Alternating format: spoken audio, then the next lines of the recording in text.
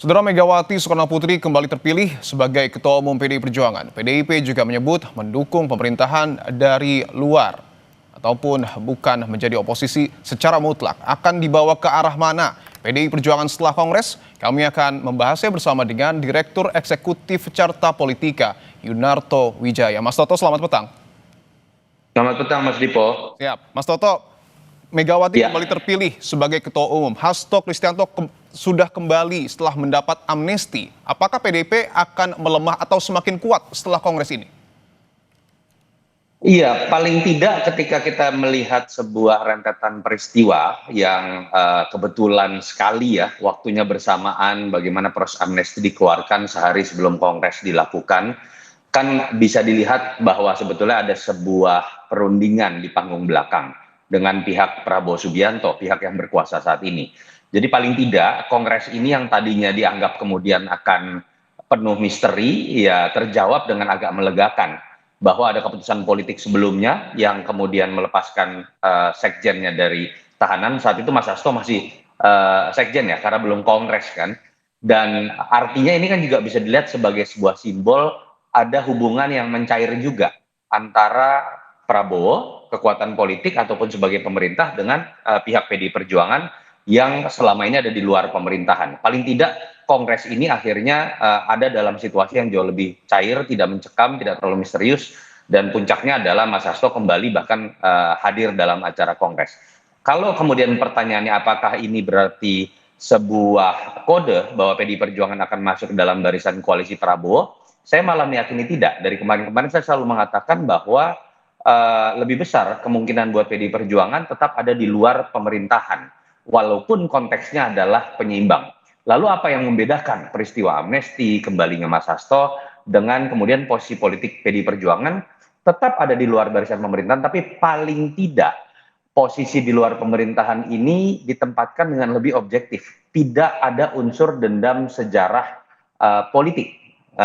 Apabila memang misalnya kemarin situasinya berbeda, bahwa Hasto misalnya dianggap menjadi korban politik, tentu saja posisi yang berseberangan ini bukan dalam konteks kritik secara konstruktif, tapi lebih dalam konteks yang berhadapan-hadapan. Jadi akhirnya memang harus diakui ini menjadi kabar baik buat PDI Perjuangan, kabar baik juga buat paling tidak Pak Prabowo Subianto, walaupun kita tahu kalau berbicara dalam konteks hubungan antara PDI Perjuangan dengan kekuatan politik Jokowi, tetap masih ada tembok penghalang yang menurut saya masih jauh dari selesai. Saya ingin tegaskan lagi, artinya ketika Anda membahas soal Megawati, PDIP dengan Jokowi, apakah kemudian Kongres ini juga akan menegaskan posisi PDI Perjuangan karena ketua umumnya masih sama Mega dengan Pak Jokowi di masa mendatang?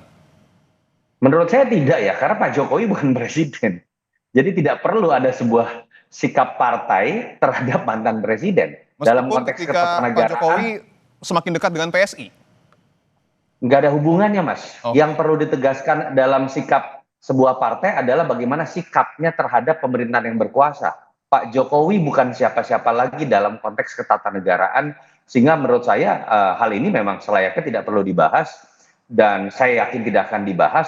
Tapi dari rentetan peristiwa yang ada, menurut saya kita bisa menyimpulkan bahwa memang belum ada sebuah perkembangan terbaru. Mereka masih ada dalam posisi yang berhadapan-hadapan.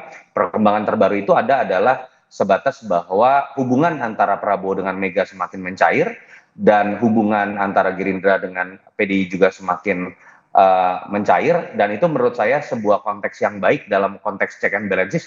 Tetap yang ada di luar, tetap ada yang di luar pemerintahan, tapi bukan dalam konteks dendam sejarah politik, tapi karena memang proses check and balances. Itu yang menurut saya dibutuhkan. Oke. Kalau PDI Perjuangan malah masuk ke dalam barisan koalisi, menurut saya itu malah alarm atau lampu kuning buat demokrasi kita. Oke, saya ingin kembali kepada sosok Hasto Kristianto yang kemarin juga sudah diberikan amnesti, Mas Toto. Apakah kemudian dialog ataupun pemikiran bahwa ada situasi politisasi hukum yang kemudian menjerat Hasto Kristianto berikut juga dengan desakan PDIP ini harus betul-betul diungkap kepada publik?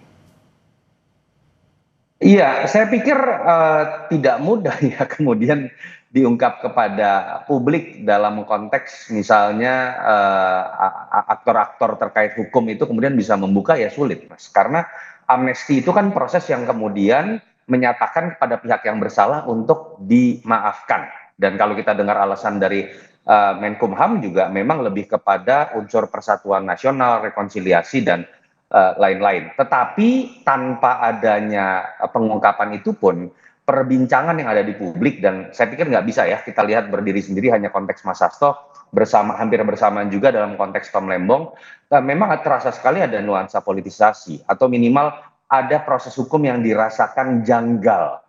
Nah, ini harusnya bisa jadi pembelajaran, dan menurut saya ini PR buat pemerintahan. Dalam konteks Pak Prabowo, banyak yang bersyukur dan mengapresiasi sikap memberikan amnesti dan abolisi, tapi kan ada PR lebih. Artinya kan pemerintah dan presiden mengakui ada yang janggal dalam hal-hal yang dilakukan oleh entah hakim, entah itu dalam konteks ini adalah kejaksaan atau KPK yang masih ada dalam bingkai kenegaraan. Presiden tugas selanjutnya adalah memastikan dalam sistem hukum hal tersebut tidak terjadi lagi. Karena kalau nggak kasihan, presiden masa harus kemudian membiarkan situasi seperti ini, lalu kemudian dia harus obral yang namanya amnesti dengan abolisi, itu juga tidak sehat. Baik, terima kasih atas jawaban Anda, Direktur Eksekutif Carta Politika, Mas Yunarto Wijaya. Sehat-sehat selalu, Mas.